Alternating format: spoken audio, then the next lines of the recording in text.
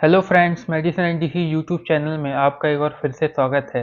आज की इस वीडियो में हम अमीनोफाइलिन इंजेक्शन के बारे में बात करेंगे, जो श्वास संबंधी बीमारियों को ठीक करने के लिए इस्तेमाल में ली जाती है। इस वीडियो में हम जानेंगे कि अमीनोफाइलिन दवा क्या है, किस तरह की समस्याओं को ठीक करने के लिए इस दवा का यूज किया जाता है, कौन कौन से ब्रांड नेम से यह दवा मार्केट में उपलब्ध है, किस डोज या मात्रा में यह दवा मरीज को लेनी चाहिए, कौन कौन से साइड इफेक्ट इस दवा के हो सकते हैं, और वीडियो के लास्ट में हम जानेंगे कि इस दवा को लेने से पहले आपको कौन कौन सी वार्निंग और प्रिकॉशन का ध्यान रखना चाहिए। कंप्लीट जानकारी के लिए वीडियो को लास्ट तक जरूर देखिएगा, और अभी तक आपने हमारे यूट्यूब चैनल को सब्सक्राइब नहीं किया है तो प्लीज चैनल को सब्सक्राइब कर लें और बेल आइकन को टच करके ऑल पर जरूर कर दें, ताकि चैनल से रिलेटेड नोटिफिकेशन सबसे पहले आपको मिल सके। तो फ्रेंड्स, मैं हूँ आपको दोस्त आदर्श कुमार अंबाती। चलिए वीडियो को स्टार्ट करते हैं।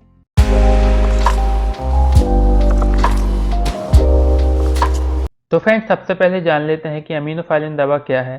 तो अमीनोफाइलिन एक ब्रोंकोडायलेटर है जो 2:1 के अनुपात में थियोफाइलिन और एथिलीन डायमाइन का एक कंपाउंड है, जिसमें एथिलीन डायमाइन सोलबिलिटी को इम्प्रूव करता है। यह दवा आमतौर पर डाइहाइड्रेट के रूप में मिलती है। यह दवा बायोमार्क की मसल्स को रिलैक्स करने का काम करती है और बायोमार्क को चौड़ा करती है, जिससे सांस लेने में आसानी होती है। यह दवा आपको मार्केट में टैबलेट और इंजेक्शन जैसे फॉर्म में मिल जाएगी। इस वीडियो में हम सिर्फ इंजेक्शन के बारे में बात करेंगे, जो मार्केट में 10 ml के एम्प्यूल में मिल जाती है, जिसमें हर 1 ml दवा में 25 mg अमीनोफाइलिन दवा होती है, यानी 10 ml की दवा में 250 mg अमीनोफाइलिन दवा होगी। यह दवा सिर्फ आपको IV यानी इंट्रावीनस के तौर पर दी जाएगी। किसी भी दवा का सेवन या इस्तेमाल बिना डॉक्टर की सलाह के बिल्कुल भी नहीं करना चाहिए, क्योंकि ऐसा करना आपके लिए हानिकारक हो सकता है। अब जान लेते हैं कि यह दवा किस तरह की समस्याओं को ठीक करने के लिए इस्तेमाल में ली जाती है। तो यह दवा कई तरह की श्वास संबंधी बीमारियों को ठीक करने के लिए इस्तेमाल में ली जाती है, जैसे क्रोनिक ऑब्स्ट्रक्टिव पल्मोनरी डिसीज। यह फेफड़ों से संबंधी समस्या है। इस बीमारी में फेफड़ों का वायुमार्ग सिकुड़ जाता है, जिससे सांस लेने में परेशानी होती है और लगातार खांसी भी आती है। इस समस्या को भी ठीक करने के लिए इस दवा का यूज किया जाता है।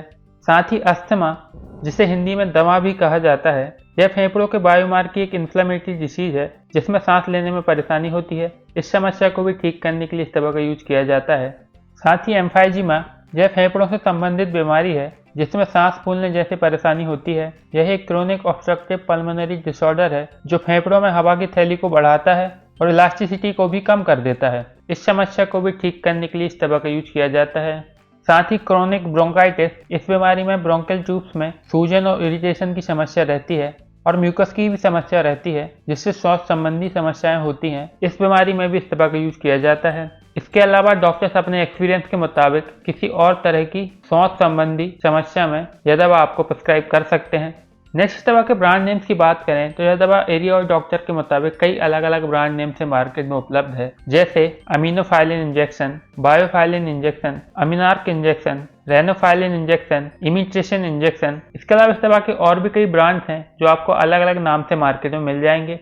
नेक्स्ट इस दवा के डोजेस के बारे में बात करें, यानी किस मात्रा में यह दवा मरीज को लगाई जाती है, तो यह दवा इंजेक्शन फॉर्म में सिर्फ IV यानी इंट्रावीनस ही दी जाती है। एडल्ट में इस दवा के कॉमन डोज की बात करें तो यह दवा 0.5 mg पर kg बॉडी वेट के मुताबिक स्लो IV इन्फ्यूजन रेट से 25 mg पर मिनट के मुताबिक D5% या NS के साथ डाइल्यूट करके दी जाती है। इसी तरह कई अलग अलग तरह की कंडीशन में मरीजों को अलग अलग डोज में यह दवा दी जाती है। जैसे एक्यूट अस्थमा में सबसे पहले लोडिंग डोज दिया जाता है, जो 6 mg से लेकर 10 mg पर kg बॉडी वेट के मुताबिक होता है। फिर अगले 12 घंटों तक मरीज की कंडीशन को ध्यान में रखकर मेंटेनेंस डोज दिया जाता है। कॉमन मेंटेनेंस डोज की बात करें तो 0.5 mg पर kg बॉडी वेट के मुताबिक हर घंटे इस दवा का कॉमन डोज दिया जाता है। इसी तरह अलग अलग कंडीशन में अलग अलग प्रकार से डॉक्टर्स आपको यह दवा दे सकते हैं, इसलिए डोज कैलकुलेट करने का काम या मरीज को IV लगाने का काम सिर्फ डॉक्टर्स या मेडिकल प्रोफेशनल्स ही करते हैं। इसके अलावा यह दवा बच्चों को भी दी जाती है, जिनका डोज सिर्फ डॉक्टर्स ही डिसाइड करते हैं।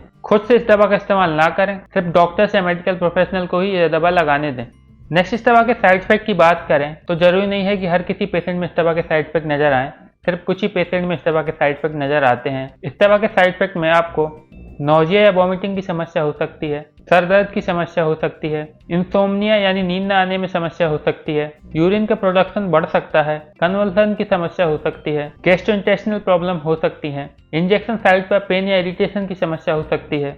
ये या इनके अलावा किसी और अनवांटेड साइड इफेक्ट से अगर आपको बहुत ज़्यादा प्रॉब्लम होती है तो यह बात अपने डॉक्टर को जरूर बताएं ताकि आपको फर्दर ट्रीटमेंट दिया जा सके।